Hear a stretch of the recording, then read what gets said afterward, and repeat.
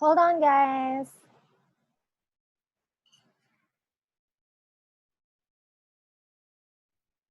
It seems like we're having some technical difficulties.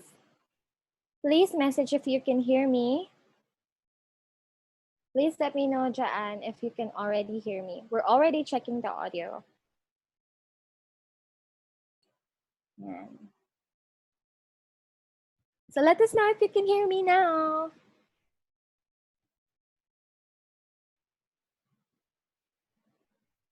Yay, it's working now. Okay. Okay, thank you so much for helping out, guys. So, a little birthing pains right there, pero ganyan talaga pag first time. So, again, let me introduce myself. I'm Ana Lea de la Cruz and Gonzalez na. When you're married, you sometimes forget na you change your last name na. But anyway, thank you so much for joining us this afternoon. I'm the social media editor of Smart Parenting. Just leave a message po sa ating chat box. Diyan din po natin titignan ang mga questions ninyo later. Now, for this afternoon, we're going to talk about your frequently asked questions. These came mostly from our Facebook group, the Smart Parenting Village. So these are questions about newborn care. Paano ba nga ba natin aalagaan ang ating mga newborn? So, ang pinaka-common na questions dyan usually that we receive is about sleep. Nung mainit ang panahon, we get questions about bungang araw. Pwede nga bang paliguan si baby ng hanggang 3 beses sa isang araw kapag napakainit ng panahon?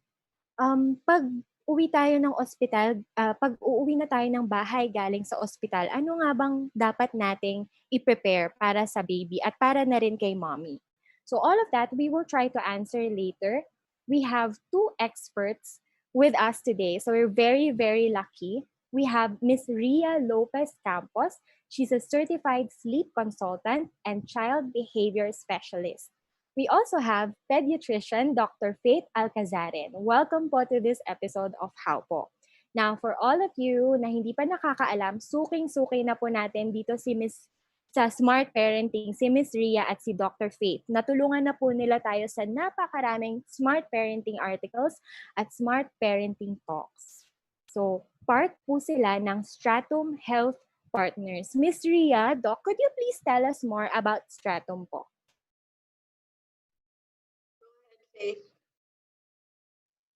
Hello. Hi, Anna. Hello, Yeah, Dr. we're glad to be here as part of Stratum Health Partners. For those of you who haven't gone and visited our website and social media pages, we are Stratum Health Partners. We are a group of women, actually, women empowering women through the specialists in our team. We are a blended specialty group where we have health and allied health professionals. We have doctors in the field of childcare, skincare. We also have a lactation consultant in our group. And the allied health professionals are in yoga therapy for women, and mental health. We have a sleep and behavior specialist, that's Miss Ria Campos Lopez. Yes, and we have a nutrition scientist. We have we also have our functional medicine therapist and integrative health doctor, Dr. Candy Drilon-Dalman. So why don't you visit our website so you can find out about the specialties. Most of the time we are out there giving workshops and talks to empower women, mothers, no, to have more knowledge about their health. Thank you so much po. Mommies, if you have any doubts about your parenting, if you always wonder if you're doing things right, we have two of the most helpful people here with us today, not only to guide you, but also to empower you and to reassure you that your choices for your children are okay. Now, in case you just tuned in, um, we're here with Dr. Faith and Dr. Ria to answer your questions about giving birth and taking care of your newborn.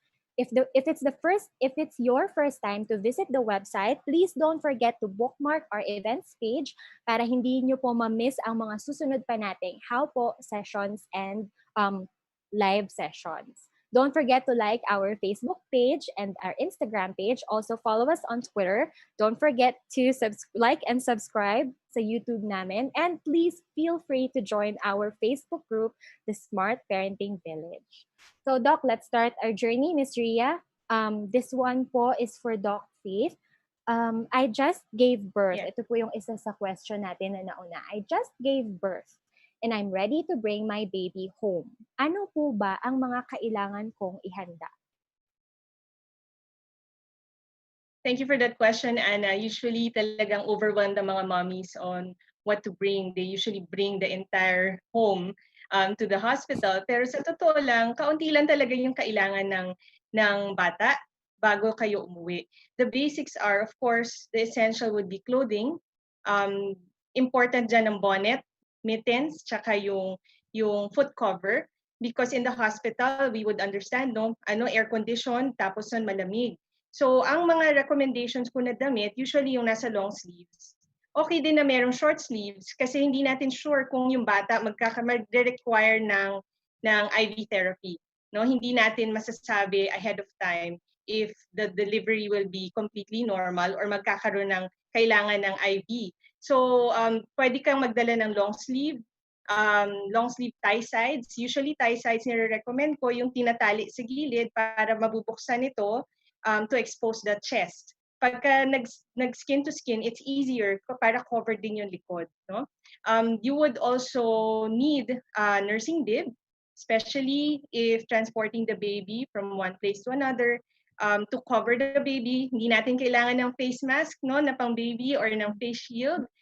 Most helpful yung nursing bib. Also, when you're nursing and receiving guests, although sa panahon ngayon, wala tayong bisita no dahil sa panahon ng COVID, ang pinaka-help ng nursing bib would be to protect your baby pagka uuwi na kayo. I would also want to add a set of diapers and a good nasal aspirator. Dahil parati kong nakukuha ito na report from parents na parang may nakabara sa ilong. Usually, it's just mucus na pwede nating sipsipin palabas, no? So you should be able to bring with you a good nasal aspirator. I recommend the ones where you use a mouthpiece para mas madali mong makontrol yung pressure. And also, if you've studied breastfeeding, I highly recommend you breastfeed. You don't need to bring the breast pump, no? But I can add an additional tip. Bring a small bottle of virgin coconut oil. Nalimutan ko to last time. Kailangan nating yung pag magmamassage tayo, lactation massage to improve milk supply, it's good to rub a small amount of the virgin coconut oil on your hands para makapag-massage ka nung breasts mo to improve the milk supply. So those are mga small things pero sobrang helpful niya. Kasi minsan the pedia would recommend these things pero they're not on hand, no? So aside from the clothes, the VCO, the nasal aspirator, the bonnet, you would also need a swaddling blanket para mas mababalot mo yung baby at hindi siya lalamigin. I think that's it. Aside from that, you prepare if you have a car, ahead of time prepare nyo na yung car seat and learn to use it. Kasi it's still safer to use a car seat going home rather than holding your baby in your arms. Dahil hindi natin alam with a high impact crash, magsurvive yung mga naka-seatbelt. But the ones na hawak-hawak natin, hindi natin kayang i-protect. That's very, very helpful po, Doktora. Let's recap po for the mommies, no? So, I took note, ilan sa mga kailangan po natin ay yung tie-side clothes. And instead of using po mask, Doktora, no, we will use yung bib, the Yes. nursing cover po. Okay. So, mommy, nursing cover. Let's prepare tie-side clothes, yung nasal aspirator in case na pakiramdam nyo po may bumara sa ilong ni baby. And then, a set of diapers, ayan, booties po, and yung mittens niya. Okay. I hope you're taking notes. Ayan, parami na po ng parami ang kasama natin dito, Doktora. This one naman po is for Miss Ria. Bago pa po tayo, ito po yung tanong nila. Bago pa po dumating ang baby, how should parents prepare their home po ba? Okay, thanks, Anna. That's a good question also. kailangan natin mag-prepare for sure a safe sleep space for our baby. So yung safe sleep space na ito, kailangan kung pwede crib or playpen or co-sleeper, which is the right size, isang firm mattress, tsaka fitted sheet. Okay? Yan lang po yung laman ng crib. Wala na pong ibang kailangan, hindi na kailangan ng mga bumper or ng mga pillow. So that's the first thing for our baby. Then after that, of course, we want to make sure na we already start to child-proof our home. So make sure na there's nothing next to the crib. Nothing can fall on the child. Even though they're very small, we want to make sure they're in that space so that when they do start moving, they're magulo, even if they're small, that they won't fall off. So that's one of the bigger things that you can prepare ahead of time. What about po sa climate po natin, Miss Ria? Ano pong mga considerations ng mga nanay para po mas maaliwalas yung room ni baby? Okay. Well, to help, of course, electric fan with our dust and our pollution, I would recommend vacuuming or hiring a deep clean service before the baby comes home. We want to make sure the area is as dust free as possible, which is very impossible, which is very hard with our pollution. So constant cleaning, constant punas ng sides, sweeping a lot. If you can, an air purifier is good also. And if you're always going to use an air conditioner, depending, like some condos kasi you can't open the window, di ba? So palaging naka-aircon. It's advisable also to get a cold air humidifier for the baby so they can breathe better also. Thank you po, Miss Ria. Usually po kasi madalas yan tinatanong, pwede po bang pagsabayin si air conditioning and si electric fan? At ano po bang iba pang paraan para mas maging maaliwalas ang kwarto ni baby? So, mommies, I hope you took note of that po. Ito naman po, Doktora, for Doc Faith, in relation po dun sa pagtulog ni baby, paano po pag nahulog si baby, for example, sa bed, ganyan, should we immediately take them to the emergency room? Um, Pagka fall from a bed height, Opo. usually mga ano yan, 2 feet, right? Unless bunk bed, no? And in the first place, we don't recommend co-sleeping inside the bed. No, pagka halimbawa napalalim ang tulog ni mommy and then na-push siya to the side and nahulog, for example, and we're talking about ano ba to, a child who's asleep, no? In the infancy period. So pagka nahulog sa kama, usually walang fatal na pwedeng mangyari na accident pag nahulog from a bed height. What we need to do is first, we don't panic. No? Don't panic dahil minsan mas nagugulantang yung baby from the mom. No? Nangyari na rin sa akin yan. Mapapasigaw, mapapaiyak yung mom, and then magwo-worry masyado. Pero ang unang titingnan is may na-sustain bang injuries. Titingnan mo yung ulo, titingnan kung may sugat sa mga kamay, sa binti, titingnan din natin kung ano yung level of alertness ng bata. Dahil pag dadalhin siya agad in the emergency room, especially during this time, malamang sa hindi pa uuwiin din kayo or you observe siya for 24 hours, you will be staying in the ER for 24 hours, which is not very helpful kasi stressful ang emergency room stay for babies. What I suggest is, kung hindi siya injury that's coming from yung batang tumatalon sa kama, malamang ang injury na yon is meron lang siyang soft na pagkahulog, no? That's why pag 24 hours yung babantayan yung alertness level ng bata, if highly irritable, if nagsusuka ng patapon, yung talagang forceful na vomiting, that's when we bring to the ER. No? Pero what they usually do in the ER is observe also for 24 hours.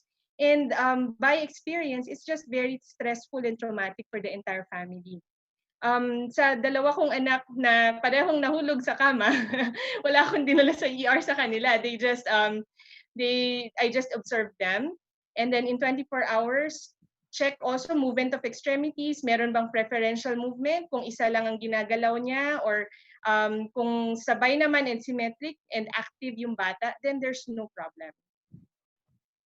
Doc, can we explain pa po kung ano-ano po yung mga hahanapin na alertness? Ano pong ibig sabihin nun? Dahil pagka nahulog or may sustained head injury, we would expect na possibility na merong nabugbog sa utak, may pumutok na ugat. Or if halimbawa nag-develop ng blood clot in the brain, mag-manifest siya as decrease in sensorium, parang aantok-antok yung bata, or magma-manifest as seizure, magkukumbulsyon.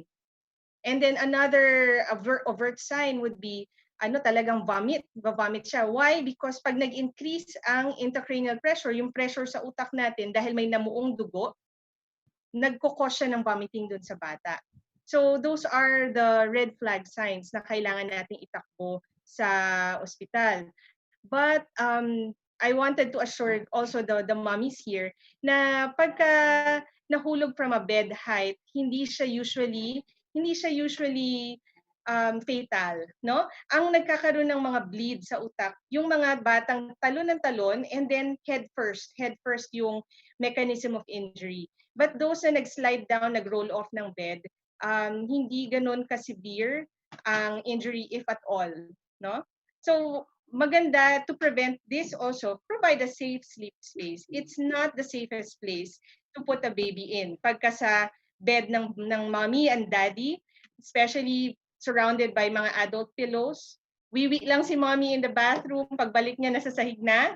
No, it happens, especially around that time when the child starts rolling over, mga 4 months.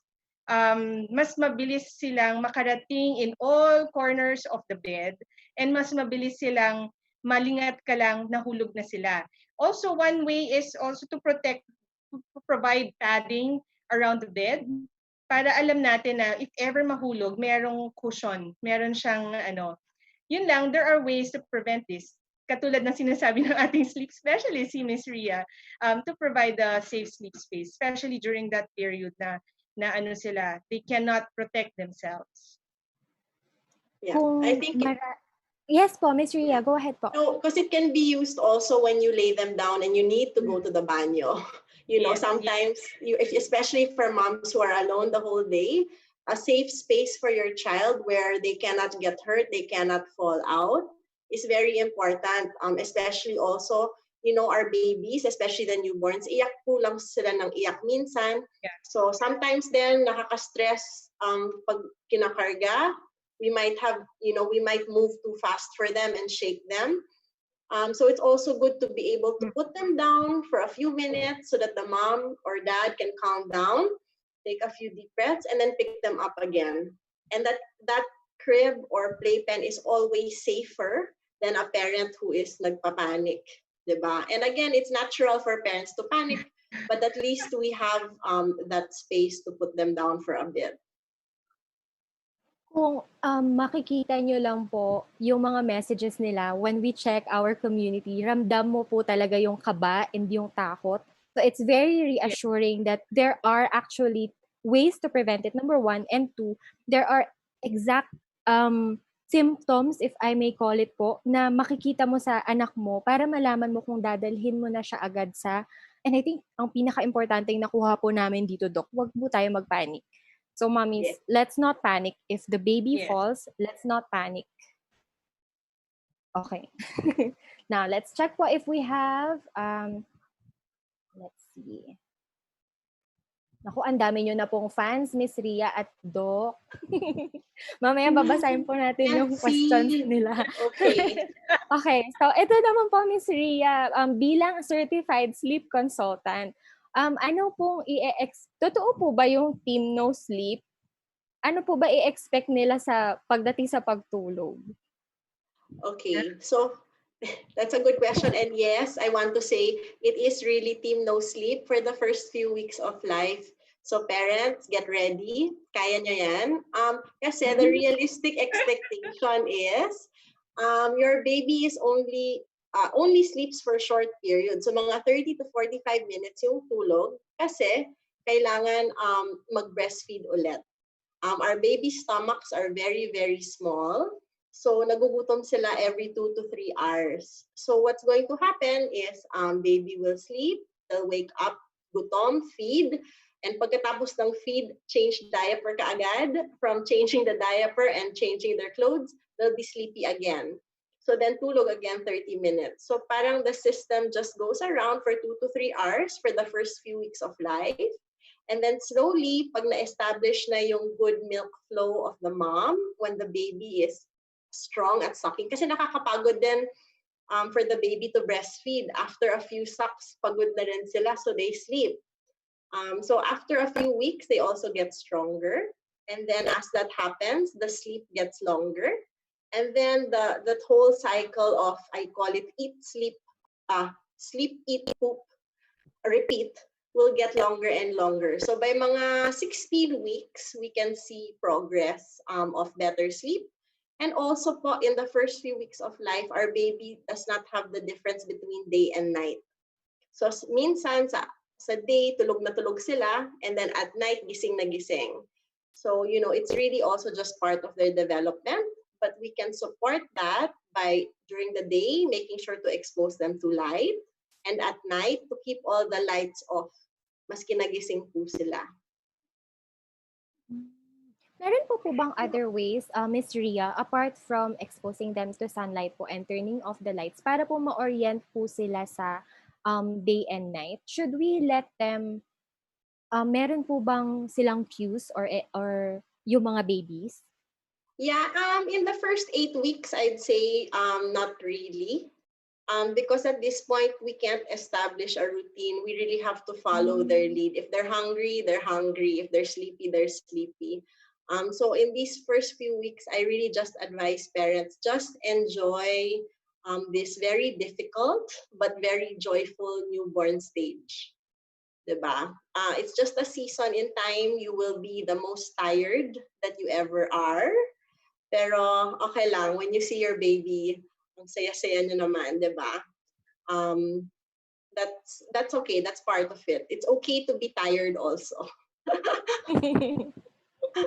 I remember a friend po who told me na sabi niya, the last time na natandaan niya na nakatulog siya, since nagka-baby po sila ay bago po mag-3, so nakatulog lang po sila nung nag-3 years old na daw po yung anak Okay. nila. Okay. Well, for other parents of older children, I have good news. Your babies can sleep longer and through the night, starting between 4 to 6 months, if they're healthy. So don't worry, it's not a long phase. Ano lang talaga siya. We just have to adjust, and then we will proceed to helping our baby sleep better. Yes, because minsan po sinisisi din po ng parents yung sarili nila pag hindi po nakakatulog si baby. So some of them are not aware na part po siya nung phase na yun na pagdadaanan po talaga ng mga Yes. newborn. Thank you, Anna, for bringing it up. It's really developmental. We can only provide support to get them to sleep, pero you cannot make your baby sleep, diba? So we have to set the environment and tone for them. Okay po. Speaking naman po of tulog, para naman po kay Doktora, can I bathe my 2-month-old baby 2 to 3 months a day, especially kung mainit? Sabi po niya dito, my baby is so irritable, but she can sleep soundly after I bathe her. Yeah, that's understandable, Anna. Thank you for that question. Lalo na ngayon nagdaan ng summer, and the summer heat is talagang nakaka-stress yung heat, especially for our babies. Nagiging irritable sila. Tapos noon, mas nagde-develop pa sila ng mga bungang araw kung nagpapawis.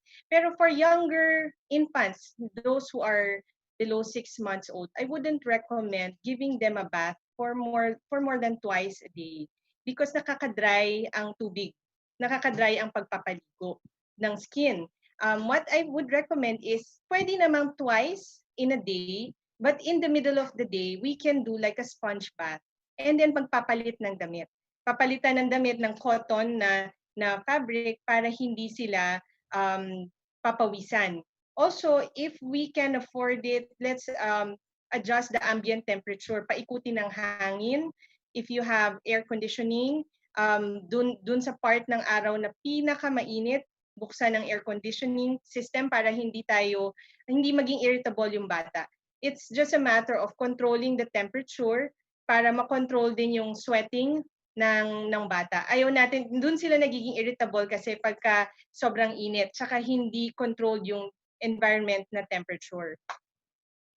So kung hindi po, ito pong 2 times a day, pwede po ba siya every day or meron pong every other day?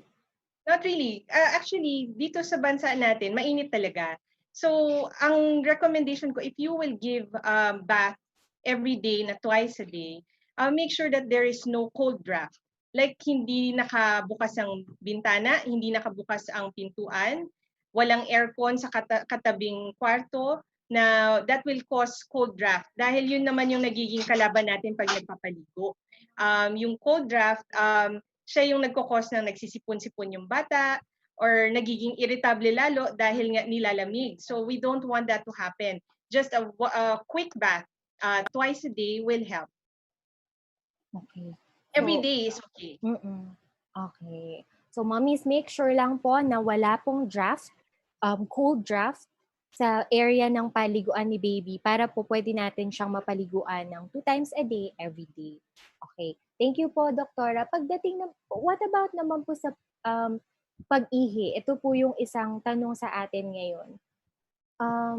Yung baby daw po niya na less than 6 months old, hindi daw po umiihi habang natutulog. Is that normal po? Okay lang po ba yung ganun?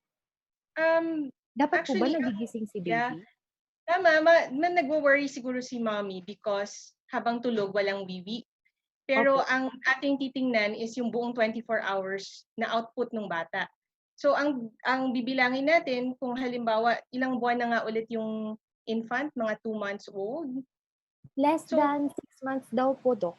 kung mga less than 6 months, siguro mga 4 to 6 diaper changes na wet is adequate amount in 24 hours. So whether or not gising or tulog si baby, ang bibilangin natin is the 24-hour count. Yung 24 hours na kung ilan yung nilabas niya na wet diapers. Malalaman din natin na enough ang ihi at hindi highly concentrated kung ang lumalabas na wiwi is around 4 to 5 tablespoons of water in a clean diaper. Doon mo masasabi na, puno ito.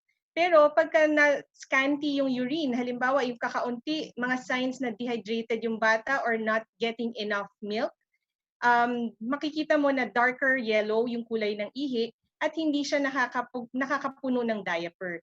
If that happens, then it warrants further assessment by your pediatrician. But I just want to emphasize, hindi bothersome na walang ihi habang natutulog. What we need to count is how many wet diapers ang meron ng bata within the 24-hour period. Usually po kasi nag-aalala sila kung bakit hindi po umiihi si baby dahil baka daw po dehydrated. In relation po doon, Dok, bakit tinatanong po nila, less than 6 months pa ang baby ko, pwede ko na ba siyang bigyan ng water? Kasi baka dehydrated siya, kaya hindi siya nagpipi. Oh, okay. That's a common misconception among moms, no? Especially yung mga napagsasabihan ng matatanda. Dahil alam mo naman, in our Filipino culture, we are always with our, either with our parents, our in-laws, the lolos, the lolas. And sinasabi nila nga kailangan ng tubig para pang chaser dun sa gatas o kaya para hindi ma-dehydrate. Usually, giving water before mag 6 months is not recommended. Why? Because milk is already 80% water. Ngayon, pagka nagbigay tayo ng tubig dun sa maliit na tiyan niya, mas mag-occupy ng 0-calorie na water than the milk that's supposed to nourish your baby. So yung nourishment or yung nutrition na makukuha ng bata ay nababawasan. So it's better that you provide exclusive na milk for the baby in the first 6 months. Yung sips of water is only recommended after the 6th month when we start introducing solid food. Kasi yun nga, ang gusto natin ma-maximize yung nutritional intake ng bata. And remember, water is 0 calories. So don't worry if madidehydrate ang bata dahil ang ating gatas is already 80% water. So it already provides the necessary fluid intake for your child. Okay. O so mommies, gatas lang sapat na. Kasi nagwo-worry po sila na baka kailangan ng additional liquid intake ni baby. Meron po tayong phone-in question dito, Doktora. In relation din po doon, can a 5-month-old baby drink distilled water and eat purees already? Traditionally, in the past decade or so, solid feeding is introduced at around 4 to 6 months. But as the years went by, meron na tayong mga bagong studies about solid feeding. And ang current recommendation is to really start at 6 months. Why? Because ang developmental na abilities ng bata at 6 months prevents the child to choke on unnecessarily on food, and at the same time, mamamaximize ng bata ang intake ng exclusive breast milk in the first 6 months of life. So yun ang sinasabi ko din sa karamihan ng pasyente ko. Although excited na sila, sabi nila na yung bata gusto nang kumain, gusto nang sumubo, yung iba napapaaga ang pakain, but yung kumbaga yung statistics natin tell us na most children are ready, mga 98 to 99% are already ready to eat by 6 months. But before that, hindi mo pa sigurado. So there are chances na pwedeng hindi niya ma-support yung kanyang airway, hindi niya ma-synchronize ang pagnguya at paglunok niya. So that will also lead to aspiration. Mapupunta siya sa baga instead of sa tiyan. So it's also a safety precaution. That's why we recommend solid feeding starting at 6 months.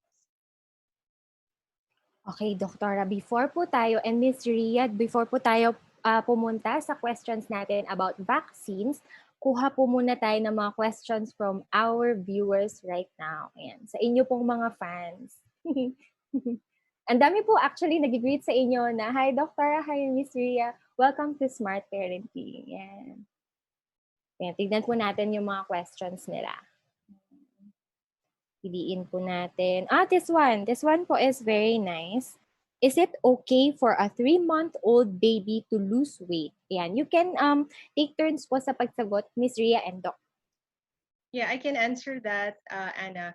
Ang weight loss kasi para siyang sa stock market, aakyat bababa, no? But what is worrisome weight loss? It is when the weight of the child drops by 2 standard deviations on the growth chart.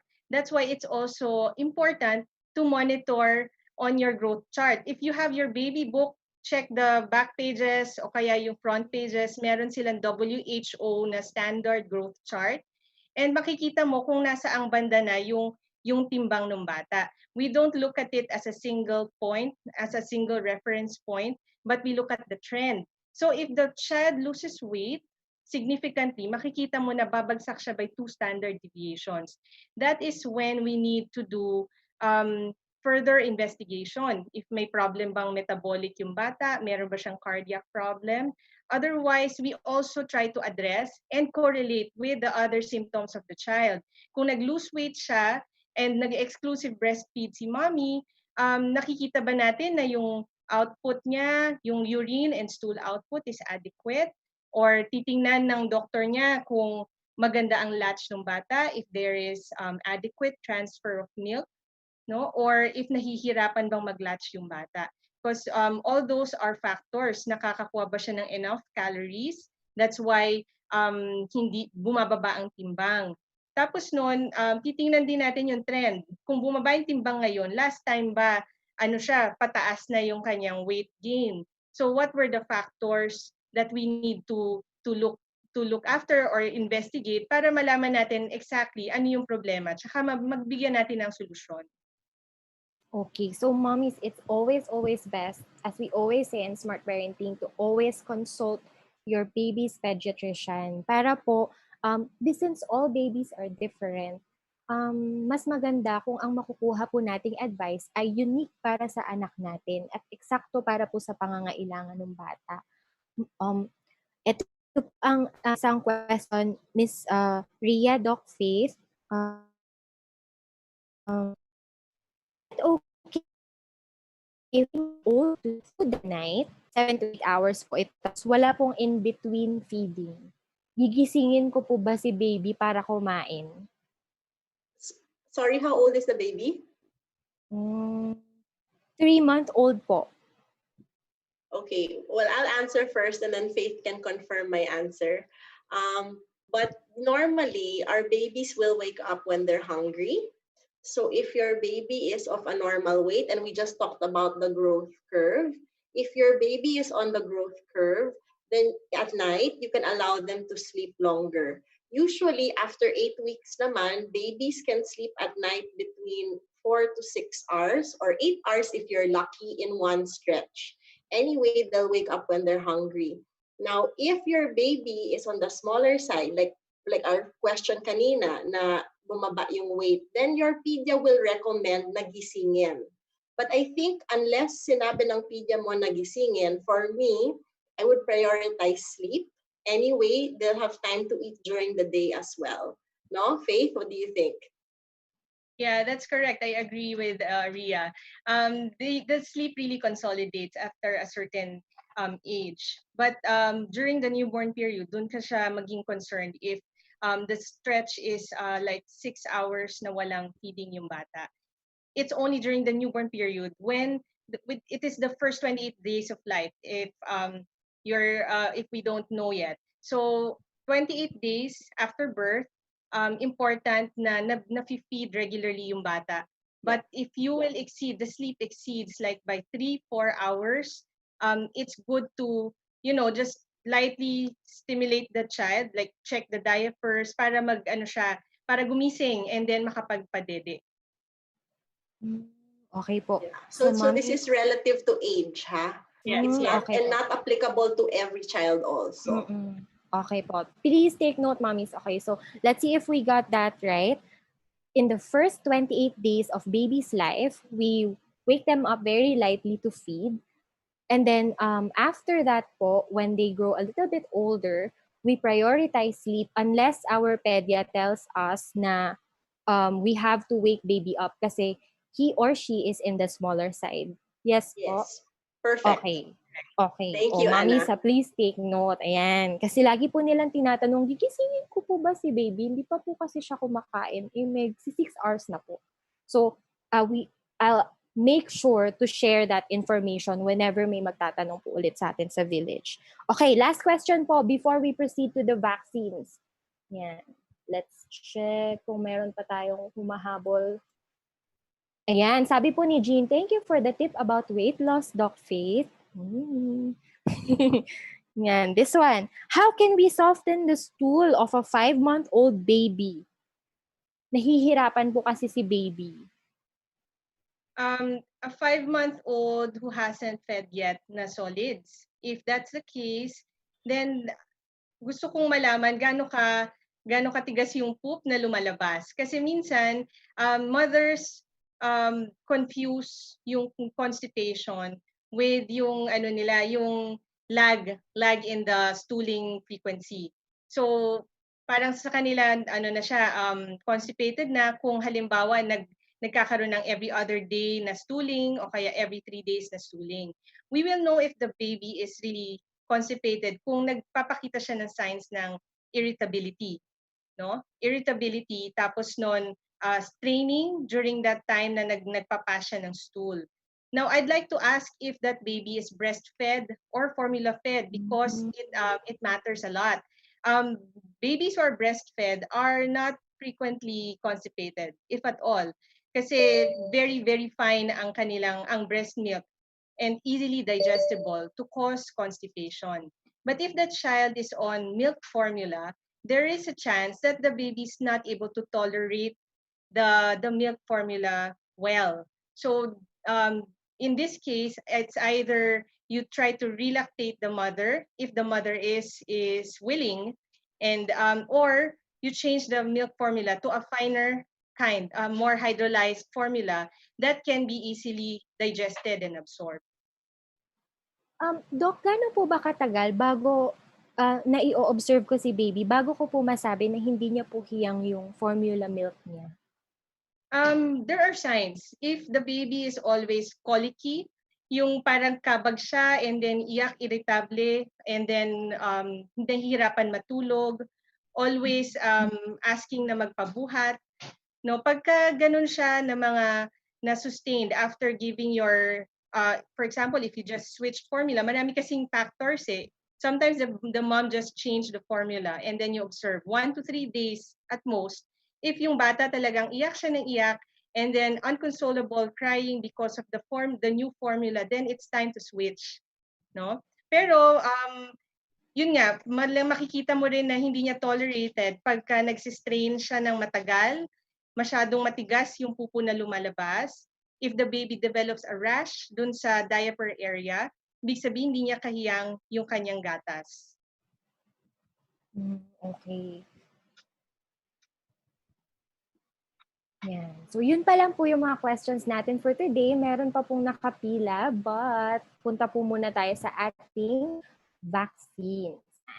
Let's just pull up some of the questions po dito. Yeah. This one po, there is for Miss Ria.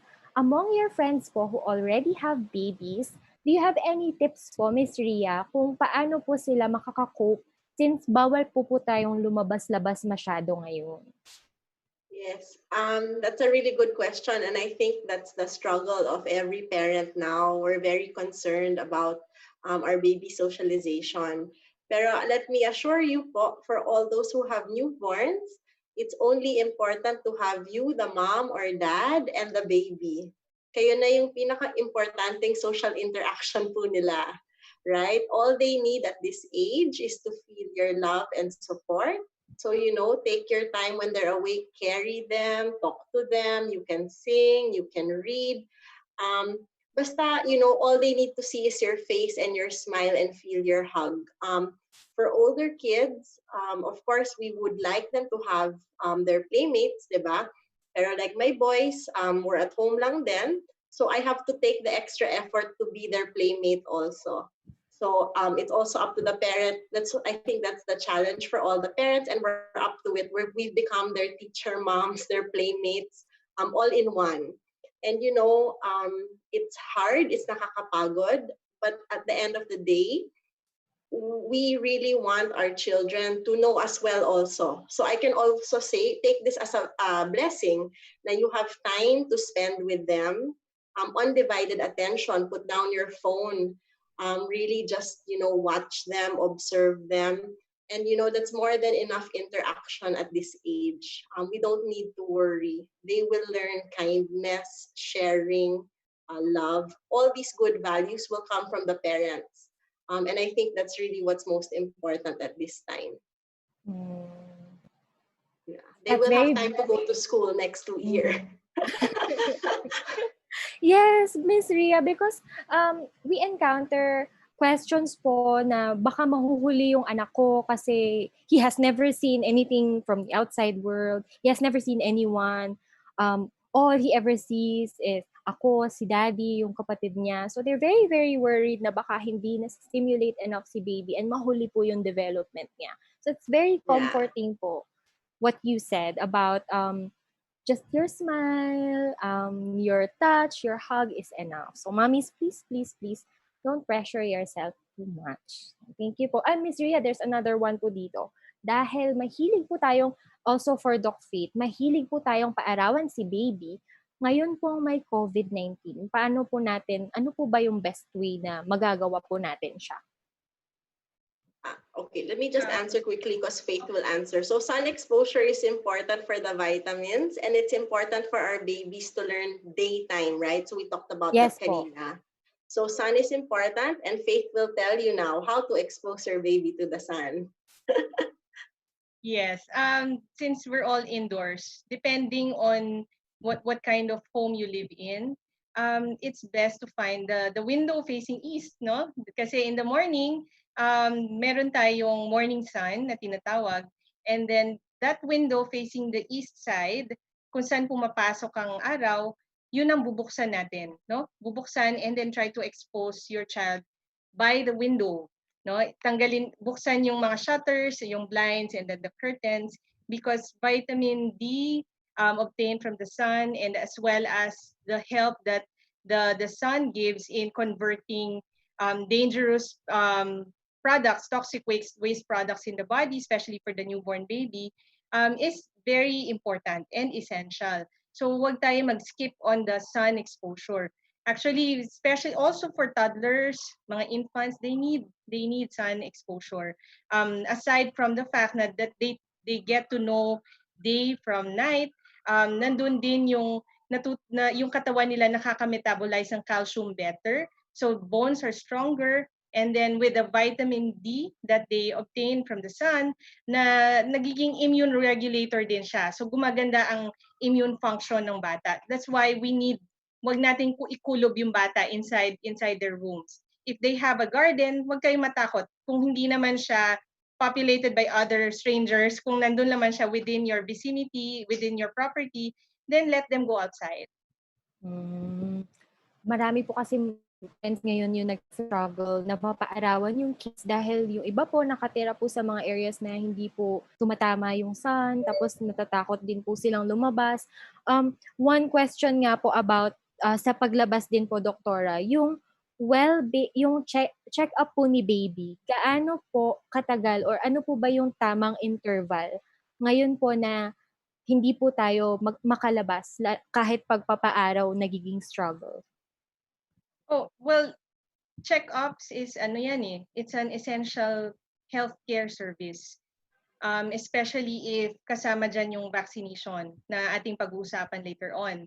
I don't recommend na itatago natin yung bata for a long time. But there are guidelines in place for your pediatricians. We are now allowed to do online consultations just to do the well baby checkup, no? Kasi sa umpisa we don't want all the parents, 'di ba, parang magko-convene sila in the clinic, pipila, sobrang crowded, and then it will be another means for the virus to spread. So aside from doing online consultation, we recommend booking your pediatrician at a certain time slot. So booking by appointment, hindi na walk-in ang clinic consultations ngayon. So the doctor and all of us pediatricians have received interim guidelines on how to conduct safely our clinic and how to do proper sanitation. Basic naman din yung guidelines. It's all about hand hygiene, wearing the face mask and maintaining social distance. And apart from that, how we can sanitize all the equipment in the clinic. So it should be safe. But one advice I have for parents is to make sure that your doctor has like a clinic that is not within the hospital, no? Like yung if meron si doktora na satellite clinic that's located outside of the hospital, it can be safer kasi you don't have to encounter patients who are ill, yung mga ina-admit sa ER, hindi mo na yun makakasalubong, no? Or for mga major institutions, the big hospitals, they have guidelines in place na you just have to find out about it, how they separate COVID-related cases from the non-COVID ones. So kanya-kanya siyang institutional na guidelines, and kanya-kanya rin silang paraan paano nila i-enforce yung screening and i-enforce yung pag-separate ng mga patients. Ganun pa man, marami pa rin sa parents na takot talaga.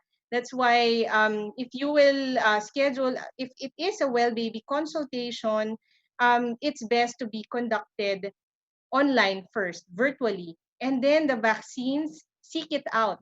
No, it's very important to give vaccination to update your child's immunization. Seek it out from your doctor, and then make sure that during the consult, during the visit, vaccine na lang yung gagawin because you've already done the virtual or the online consultation prior to that. Para the visit will be very quick lang and safer for the baby.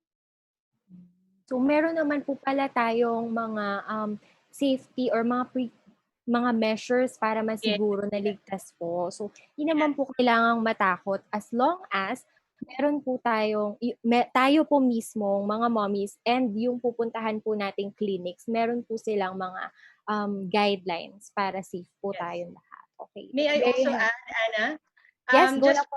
for more information for the parents, they have to understand how the virus is transmitted. Because maraming natatakot because they think it's airborne. Usually in the hospitals where there are a lot of COVID cases, it can be airborne. But in the places like mga public places or yung mga satellite clinics, droplet pa rin siya, no? Yung laway na lumalabas. So don't associate with anyone who's not wearing a mask. Yun lang yun. And then keep your distance. And you should be safe. Always keep your sanitizer, your alcohol, and then make sure that you don't scratch your face when you're outside. You always clean your hands. It's just basic hand hygiene talaga.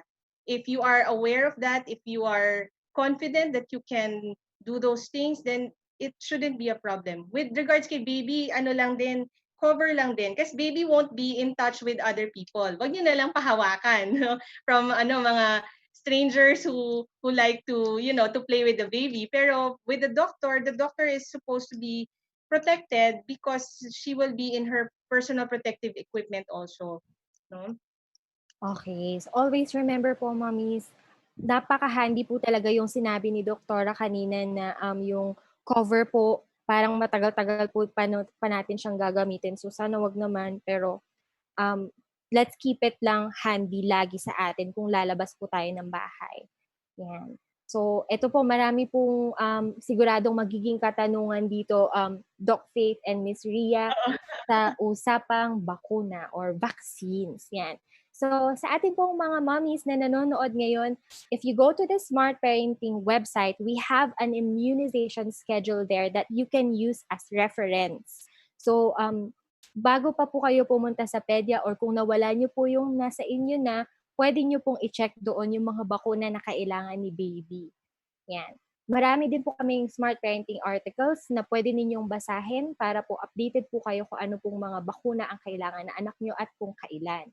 Now, since andito na po si Doktora at si Miss Ria, let's ask them po about vaccines. Pull up ko lang po yung questions. Let's see.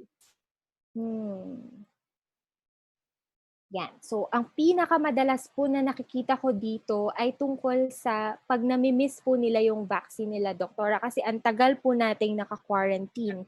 Mm-mm. Marami pong hindi nakapunta sa pedya nila para pabakunahan si baby.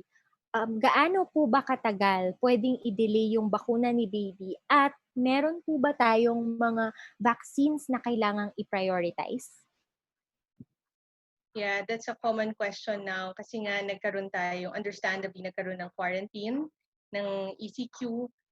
A lot of the pediatricians also natakot continue yung clinics nila because of the COVID, and we've had fallen colleagues because of the COVID pandemic.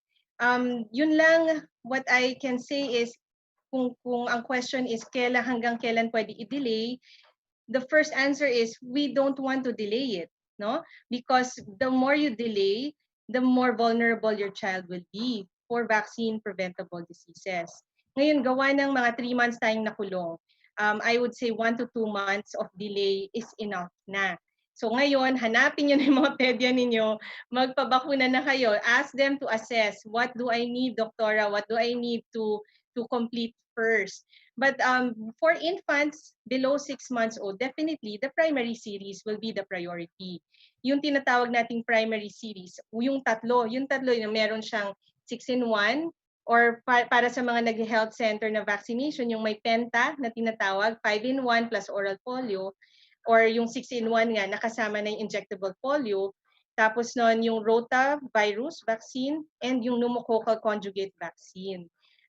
Kung hindi nyo nalalaman, between January to April of this year, we had an all-time low of vaccination rate na 7%. As in, yun lang ang nabakunahan na babies. And most likely, yun yung mga nanganak in the hospital. And this is scary for us doctors kasi most likely we will experience a spike in a lot of the vaccine preventable diseases, especially those that were already in outbreak status since last year. Kung natatandaan ninyo, nag-oral polio drive tayo sa mga bata, di ba? So, ngayon nahinto din yung sa health centers nung even if they open it, nobody's coming. Tapos noon, yung ang tawag dito, yung door to door nahinto din yan. So, kailangan ngayon all the more the responsibilities with the parent to seek out the completion of their vaccination. Kung na-delay man, pwedeng i-catch up. There is a catch-up schedule. Tapos, hindi tayo magba-back to zero. So, don't worry kung halimbawa, ang tagal na magba-back to zero ba yung count natin. Hindi. We just move on, we move forward, and then we catch up depending on the age of the baby, tsaka kung ano yung mga kailangan niya. Minsan kasi yung iba lumalagpas na, like rotavirus, up to 8 months lang yan. Halimbawa, 10 months na si baby, hindi na niya kailangan yun. Maraming mga nuances yung guidelines. No? That's why you need the guidance of your pediatrician to assess which are the most priority vaccines to be given. So kung 6 months and above, ngayon flu season na. Flu ang pinaka-priority pagka 6 months and above dahil we want your child to be protected from the flu. Alam nyo naman na ang sintomas ng flu is the same as the symptoms of COVID, di ba? So ayaw natin na maging suspect agad yung bata dahil kung pwede buong mag-anak magpa-vaccinate na rin for the flu. So other than that, priority measles dahil may mga measles outbreak pa rin tayo. And actually tumaas by 98% ang cases of measles from last year. So that's also a bothersome statistic right now. So kung kaya ninyo, as early as 6 months, pwede na rin nating pabakunahan ng measles. One thing that I would like to reiterate, para makahabol ang bata, huwag kayong matakot magpaturok ng dalawa na sabay. No? Dahil simultaneous vaccinations, as long as it is guided by your pediatrician, is helpful para makahabol ng bakuna yung bata. It's all well tolerated. Hindi siya na-overdose, no? Hindi ma-overdose ang bata from 2 vaccinations. In fact, it's being done in other countries. Ngayon lang in the Philippines, there is more need to do simultaneous vaccination to make sure na mas updated yung bata with the vaccine, with her immunization schedule. Nabanggit niyo nga po, doktora, yung rotavirus. Saktong-sakto po may pumasok pong tanong. Pwede pa po ba siyang bigyan ng first dose? 5 months daw po si baby. Nag-aalala kami na kulang ang bakuna niya. So apart po sa sinabi niyo na pwede po tayong mag-simultaneous vaccine, ito po sa case ni baby na 5 months old, pwede pa daw po ba si rotavirus? Of course, as long as magbibigay siya, depende, dalawa ang brand kasi ng rotavirus. There is one brand that's given in 2 doses na minimum interval is 4 weeks, and there's another brand that's given in 3 doses. 4 weeks apart lahat yon. So ang deadline na lang from 5 months is 8 months. Pag umabot na siya ng 8 months yung bata, hindi na niya kailangan. But right now you can give rotavirus to protect your baby. No? And then isabay mo na rin sa ibang turok para one visit lang, limit the 'di ba, the exposure outside, isang puntahan na lang, no? Tapos nun lahat na ng tanong mo na sa pediatrician nyo from the online consultation. So the visit will be smooth and short. Hindi na masyadong maraming usapan. Tsaka mahirap magkarinigan dahil naka-mask and naka-face shield, all those things. Totoo po, Dok. So, ayan, Mami, sinabi na po ni Doktora, for your baby, as long hanggang bago po siya mag 8 months, pwedeng-pwede nyo pa po siyang paturukan. At again, don't forget yung kanyang shield. Yeah. Opo. Ayan. Okay. So, I'm just looking through the questions now. We're looking for vaccine-related questions. At the moment po, ito po I think this is for Miss Ria. Oh, let me see. Oo, Miss Ria, patulong po. What is the ideal air-conditioned room for newborns? Ano po ba ang tips ninyo para sa safe sleep kung ang room po ng anak ko ay air-conditioned? Okay lang po ba na lagi po siyang naka-aircon? Help please. Okay. Air conditioning, like Doc Faith said kanina, is good, especially in the hot weather. We want to be careful lang po na our baby is neither too hot nor too cold. Now, this is the tricky part, diba? So we want to make sure, okay, so if our baby is a newborn, as Dr. Faith mentioned earlier, they cannot regulate their temperature yet. Mm. So we need to make sure, ideally for sleep, they're in a nakaswaddle, also to help with the startle reflex, because our babies from 0 to 4 months wake themselves up by shaking like this. So kung ganon, and your baby has one na malakas, a swaddle will help, whether with Velcro or the muslin cloth lang, traditional swaddling. Make sure that the air conditioning temperature is somewhere maybe between 22 to 24 degrees. Pero under the swaddle, yung baby hindi rin balot na balot, hindi naka pants, socks, long sleeves, gloves. So if you're using a blanket or swaddle, okay na yung cotton onesie. Now, on the other hand, if your baby is too big, 4 months and above na, nagro-roll na po siya, hindi na kailangan ng swaddle. So then, kung naka-aircon kayo ng 22 to 24 degrees, yan yung baby na nakapajama na. Kasi walang ibang nakapatong. Basta the rule of thumb usually is, kung malamig yung adult, then you just give your baby one more layer. So let's say me, I'm naka-sleeveless now, the aircon is okay, I will make sure my baby is naka-long sleeves. Or if I'm the one na naka-long sleeves and pants, let's say you're in another country, diba? I'm naka-long sleeves and pants and it's cold, then my baby should have a jacket or another layer. Parang ganon lang. Rule of thumb is one extra layer for our baby. And then you better check na, so then the other, that's for cold. No, the other end is sometimes balot na balot naman. How to check kung masyadong mainit po sila. Check the batok here if it's warm. If it's mainit here in the batok, then masyadong balot sila or kailangan na po ng aircon if the temperature is too hot. We don't check kasi the pawis of the baby kasi, and Dr. Faith can talk about this in a bit, I think.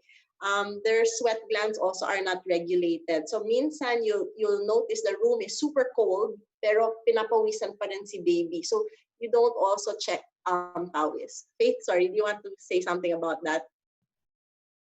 Yes nga po, Miss Ria and Doc Faith. Common question po yung naka-aircon na kami, naka-electric fan pa, pero bakit pinapawisan pa po si baby sa bandang ulo, minsan po sa paa? Usually at that age, develop pa lang yung apocrine, yung isa nilang klaseng sweat glands. That is mostly located sa scalp, sa hands, tsaka sa feet. Di ba pampawi sila sa kamay? Tapos yung feet nila, yun yung mas develop. Tapos nun, kung it's okay because we know that yun yung location talaga na most developed.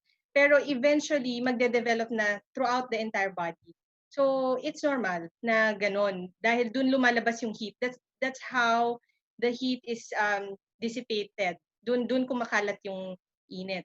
That's why kung naka-aircon tas nagpapawis pa rin, expected yun at that age. Dahil nandyan yung lahat ng sweat glands nila na mas fully developed. Okay. Thank you so much po, Miss Ria and Doc Faith. Let me just check kung meron pa po tayong mga questions about vaccine and then we can proceed to our Q&A. Ayan. Handa na po ba kayo sa ating mga fans? By the way, mommy viewers, please just leave your questions sa ating chat room.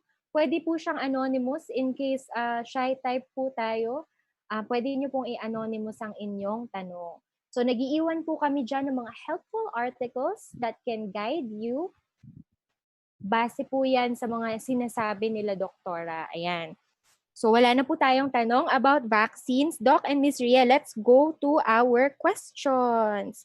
Let me just check yung mga questions nila dito kanina. Bago yung air conditioning, nakita ko po ito eh. Anong proper care po na dapat gawin kapag may neonatal acne si baby? Ang neonatal acne is a normal change in the newborn. So wala talagang pinapahid. No? The best care is no care at all. Wag mo nang papahiran ng any lotion or oil. It's self-limiting, nawawala siya ng pusa. So unless pinapahiran siya, mas nagkaka-problem, mas nagka-clog yung pores, and then it can even lead to infection. So it's better to just leave it, mawawala din siya. Okay, ayan. For mommy, leave it na lang po. Wag po muna magpahid ng kahit ano. Dahil ayon po kay doktora, mawawala din po siyang kusa. This one naman po is for Yes. Miss Ria. In relation po dun sa nabanggit ni doktora na minsan po kasi akala ng magulang, yung nakikita nila sa balat ng anak nila ay dahil sa hinihigaan. So in relation po sa tinutulugan nila, paano po ba pumili ng mga gagamitin sa damit nila na detergent, yung mga ganyan? Ano po bang considerations natin sa beddings nila para hindi po mainit, magpawis, magka-rashes? Okay, so for the baby's clothing, as much as possible, 100% cotton. The lighter, the better. Kasi remember po, tropical country po tayo, right? Although there's many cute clothes, comfort first over fashion for our newborns is very important. And then after that, for the bedding, so remember, we want to get a safe mattress for our babies. So safe mattresses for our babies are usually firm and they're spring mattresses. So they're cool as it is. Just buy a fitted cotton sheet as well. And like I said, there's no need to put any pillows, bumpers, blankets. Although maganda silang tingnan, wala silang functional use para sa baby. They're actually more of dangers. So the emptier the crib, the better. And when the crib is empty, there's also good circulation for the air. In terms of detergent and cleaning materials, there's a lot of brands naman that are now made for babies. So I would suggest trying those different brands. The ones na hindi malakas yung amoy, right? I know sometimes as also parents for your clothes, I know minsan we're sanay to a certain amount of fresh smell, diba? But that could also not be good for our baby. So when we carry our baby and we put them here, the strong detergents or the strong smell could also affect their skin and their breathing. So as much as possible, even for parents to avoid using cologne, heavy detergents and fabric softeners. And then making sure and then I just had discussion the other day with a new mom. Sometimes also some babies are just more sensitive than others. So although there's always a lot of recommended products, to also just take a small amount and then try it first and then see if that works before you start hoarding. I know that moms, I'm a hoarder mom also. If one mom says, ay, itong brand, maganda yan, then you buy. Then biglang it doesn't work for your child. Mahirap din yon, right? So sometimes also the popular brands are not necessarily the best for your children. No, Faith? Yeah. So I just wanted to add, if you will choose a certain detergent, choose one that has no fragrance, like what Miss Ria said. And another is choose one that has no optical brighteners and bleach. And yun nga, yung strong fragrances. Kasi yun yung mga elements or ingredients that cause irritation. So the more additives there is inside a laundry detergent powder, mas ano siya, mas nagiging cause siya for irritation. And also remember that the clothes you wear will come in contact with your baby. If not, you can put something like a swaddle blanket on top of your shoulder kung bubuhatin mo yung baby para the baby skin will only be in contact with fabric that has been washed with a gentle the detergent that's safe for the baby. Okay. So I think nami-miss din na minsan nating mga parents yung damit natin mismo. I also Yeah. na-miss sa utak ko yun na, oo nga naman yung damit ko may have naiwasan ko nga ang chemical sa baby ko, pero baka sa damit ko meron naman siya. So that's very, very helpful mga mommies. I hope you took note of that. I'm just looking through. Ito pa po, Miss Ria, pagdating, nabanggit niyo po yung crib na dapat wala po siyang laman. Ano po ba yung dangers kapag, paano, pag po meron siyang mga kasama si baby sa loob? Okay, so for example, pillows. Okay, let's use pillows, blankets, and bumpers. They're all the same because they're all very soft. So remember, our babies, their necks are not strong, diba? The first thing they teach you is when you pick up your baby to support the neck. So if I put a baby down on a pillow, their head will sink, and then they cannot move their head, right? And then and again, our babies, they cannot roll pa, pero they're so magulo, diba? They're moving. If they turn their head like this, they're not strong enough to pull up. So this will be a cause of suffocation. So you can already see now when I'm talking, hindi na maganda yung airflow ko, diba? So for our babies, that's not good. And then that's just an unnecessary risk. So actually, we talk about SIDS as a danger for our children. SIDS actually means sudden infant death syndrome. And this is a real phenomenon. There might have been a health issue that was not spotted. But a lot of infant deaths are caused because of what we call sudden unexpected infant death, SUID. So that is usually caused by unsafe sleep. So that means po, preventable yung aksidente, right? So if we can keep our baby safe during the day, and you know, a lot of parents do that, they make sure that their baby is protected, they don't go out, diba? They don't see strangers. Pero sometimes sa pagtulog, kasi masyadong pagod na tayo, nakakalimutan natin na yung safety ng baby na habang nakatulog ay importante din.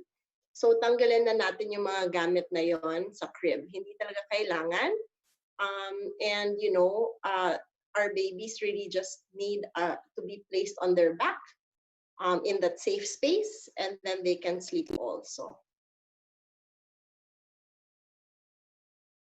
Okay. So be very, very lang po, mommy, sa mga inilalagay natin hangga't maaari. Tandaan po natin yung sinabi ni Miss Ria, wag na po tayong maglagay ng kahit ano sa crib nila. O yung mga nabili nyo na po, para sa mga nakabili na, kayo na lang po yung opo, Yeah. sa inyo na lang po yan. Okay, so last question po tayo, Doktora and Miss Faye.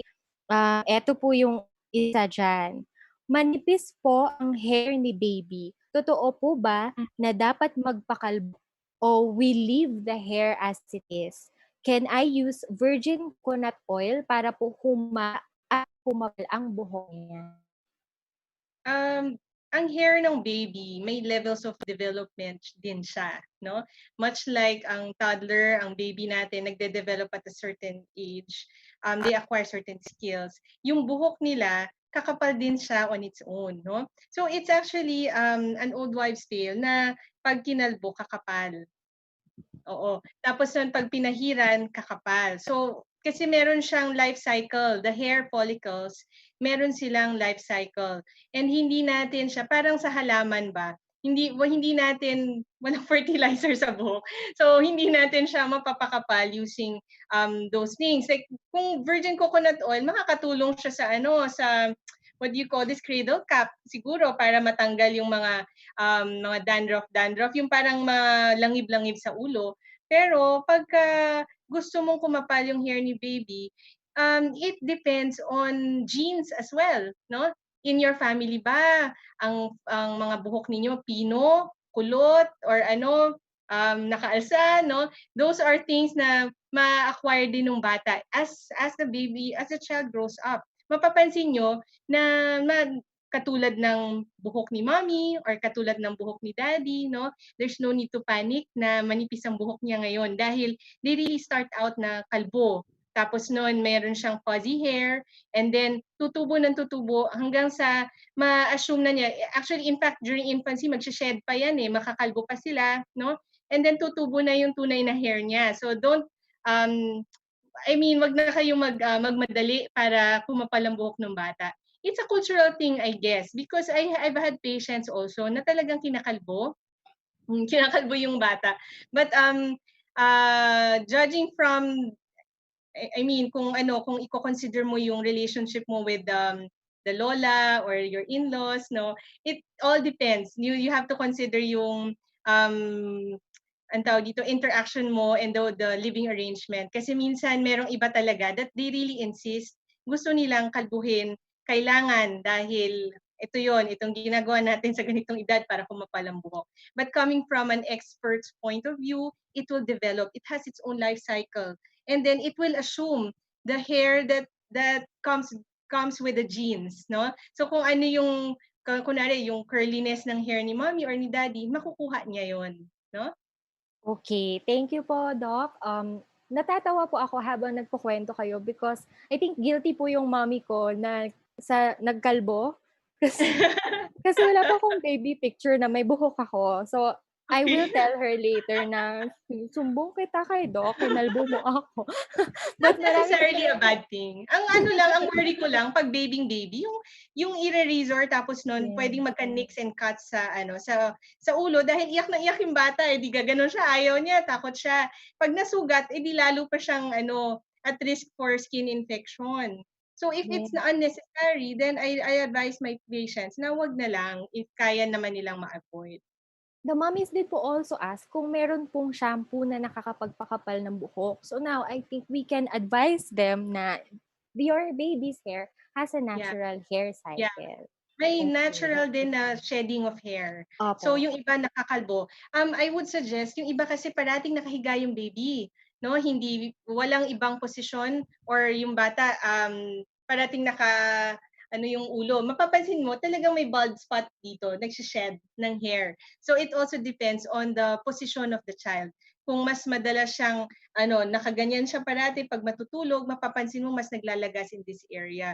So if you want, you can alternate the position pag playtime, pagka playtime ng bata or bubuhatin mo, dadalhin mo siya in different parts of the house para may different angles din nakikita yung bata and at the same time, hindi siya parating nakasagad sa isang hard surface.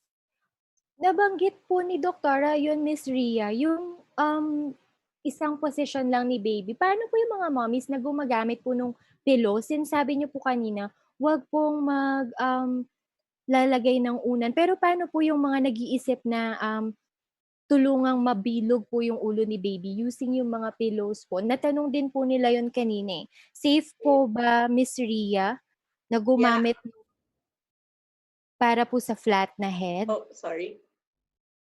Okay, so as Faith just explained, sinabi ni Dr. Faith na kailangan yung parent maging proactive to carry the child or during playtime to allow them to put some toys on the one side para they'll look. Then after 5 minutes, put the toy here para they'll turn their head then. And then when breastfeeding and bottle feeding, alternate sides also. Because really a pillow does not help form the head. Our head shape is also, I think, natural, right? And a lot of parents are worried about a flat head. If your child truly has a flat head, ida-diagnose po yan ng pediatrician nyo. So the solution to a flat head is not using a pillow, but your pediatrician will recommend a helmet, which is specially made for your child. So that's the answer. Hindi talaga kailangan ng pillow, but I understand that, again, we talked about old wives' tales kanina. Baka yan yung sinasabi po ng mas nakakatanda sa atin. Pero respectfully na lang say na the newer research for safety is more important at this point. It's not anymore. So I understand, again, Faith was saying, like the hair, that's okay kasi there's no harm that will come to your child. But when it comes to old wives' tales or myths or other beliefs, if it interferes with the safety of your child, then please be the advocate for safety. Diba? Kasi there's been a lot of studies over the years. Things have changed even in our styles of parenting. So let's prioritize our child safety po muna. Yan. So, following Doktora Faith and Miss Ria's advice, iwasan na po natin talaga yung mga unan. Hayaan po natin yung natural na hair ni baby, tutubo din po yan. So, let patience lang, mami. Sa mami ko, may kasalanan ka pala sa akin, na. Ayan. Last question na po, Miss Ria and Doktora. Pacifier related po siya. Wait, hanapin ko lang po. Nakita ko na po to eh. Asan na nga yung pacifier question? Eto, pag 3 weeks, pwede na po bang mag-pacifier? Kung hindi pa po, kailan po ba ang tamang panahon para i-introduce po ito kay baby? Yeah, maybe I can answer that first, no?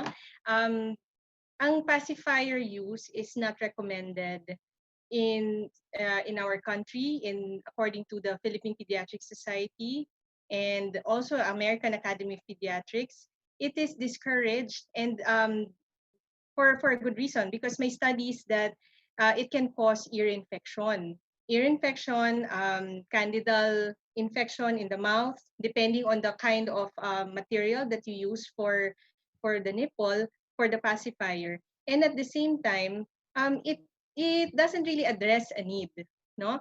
Because there are parents na pag umiyak ang bata, pag nasanay silang may pacifier, lagay nila agad yung pacifier, without trying to understand where the cry is coming from, because the crying is a way of a child to communicate.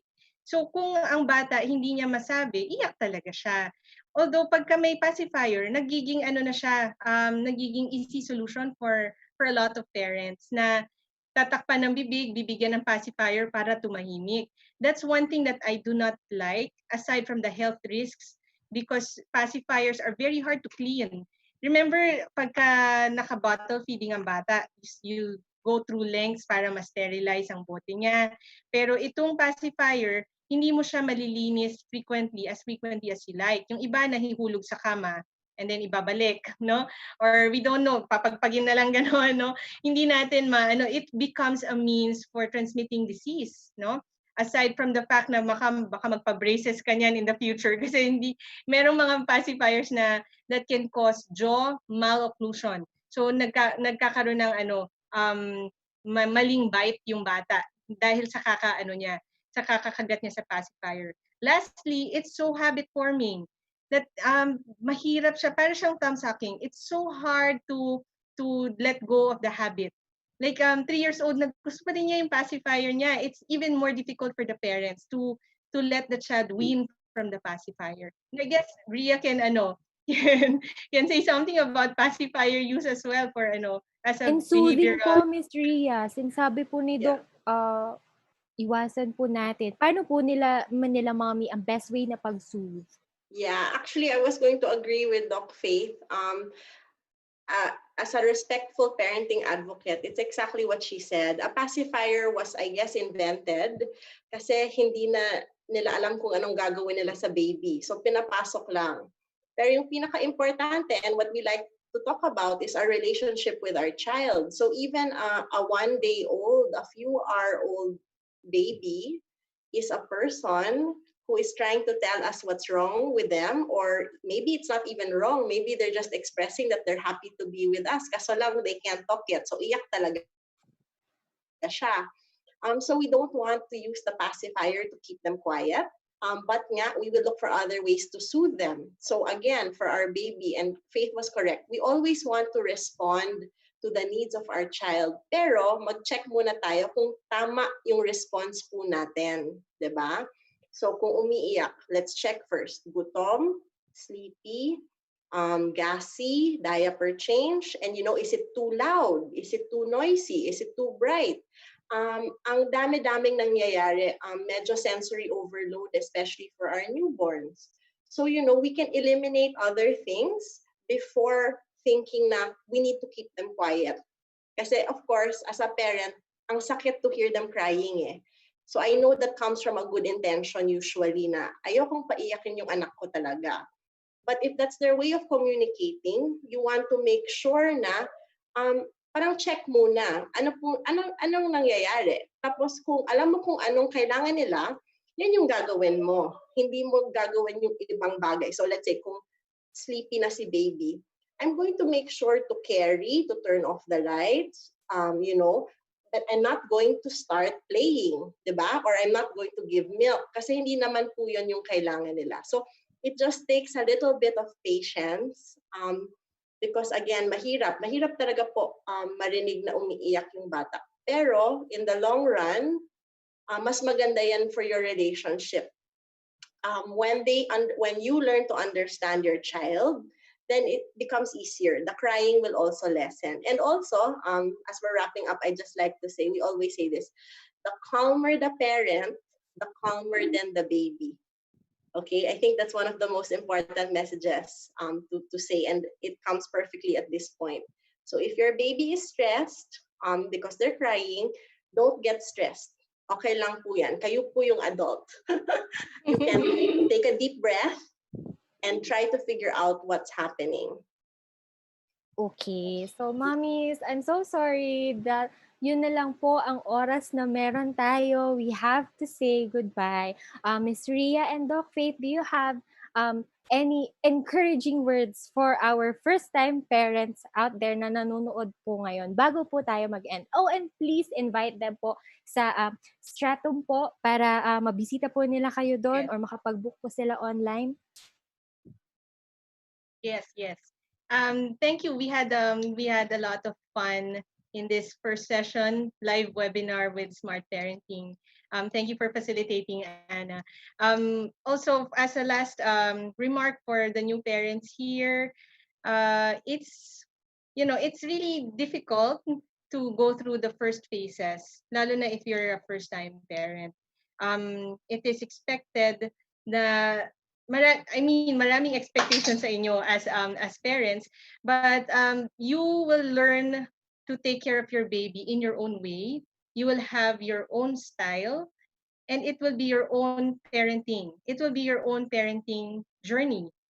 What I just want to leave you with is study beforehand, even before you receive your new baby. Know all about caring for your newborn, know all about breastfeeding, know all about sleep and behavior.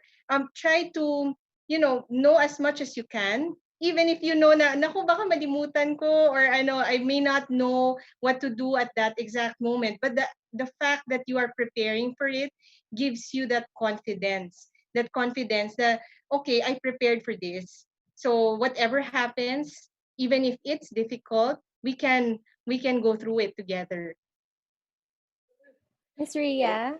Yes, I completely agree with Dr. Faith. And just to add to that, I always like to tell parents, you are really the best parent for your child. There are always going to be many side comments. There are going to be many opinions. But this is your child and you love them the most. So, like Faith said, do your research, ask for some opinions. When in doubt, ask your pediatrician. Okay? Don't compare your child. Use your instincts and then move forward from there. And also, we're always looking for parenting, which is always progress. It's progress and not perfection. Wala po tayong perfect na parent. Even me, even as I speak here, I always tell parents na I always appreciate their time in listening to me. Kasi hindi naman din ako perfect na parent. But I try very, very hard. I try to find my best practices. And it always encourages me na maraming parents then who are trying their best. So thank you for your time. We appreciate your being here. And just keep going. And like I said, your pediatrician can be your best friend. And the experts. So also thank you to Smart Parenting for allowing us this time to share. We love talking about, if you can see, we're still talking. we, we love talking about best parenting practices because we're raising our next generation. No, we want our kids to be healthy, happy, loving children, and that starts from us. So there. And if I could just plug, we do have a talk on Saturday for Stratum. It's Doc Faith and me again to talk about newborn care, newborn sleep. And Doc Jamie will be joining us for lactation and breastfeeding 101. So you can find us at Stratum Health Partners on Instagram or Facebook. You can also find, Faith and I also have personal practices. So you can find Dr. Faith online. She has a Serious ND account. And you can find me at Yeah. hinding.ph as well. And also all our articles on smart parenting. Yan. Yep. Maraming salamat po, Miss Ria and Doc Faith. So, para po You. sa ating mga mommies tonight, sundan nyo na lang po sila, Doc. At saka si Miss Ria sa talk nila, na upcoming talk nila. Ayan. So, if there's anything that I learned today, I feel so empowered. So, I hope kayo rin po, mga mommies and mga daddies na nanood sa atin today, don't you just feel empowered na it's your parenting journey, it's your parenting style, You do it your way as long as you consult with your pediatrician, your sleep expert like Miss Rhea, you're going to be okay. So, tandaan po natin yung sinabi ni Miss Rhea, progress over perfection. Yan. Maraming salamat po for joining. Again, I'm Ana Gonzalez, Smart Parenting Social Media Editor. See you again sa next episode ng How po. Don't forget to follow us on social media sa Facebook, Instagram, Twitter, and YouTube. And don't forget to visit our website, www.smartparenting.com.ph. So magluluto pa po kami ng dinner. Good night, mommies. Thank you for Thank joining. you. Bye-bye Thank you. Bye. po.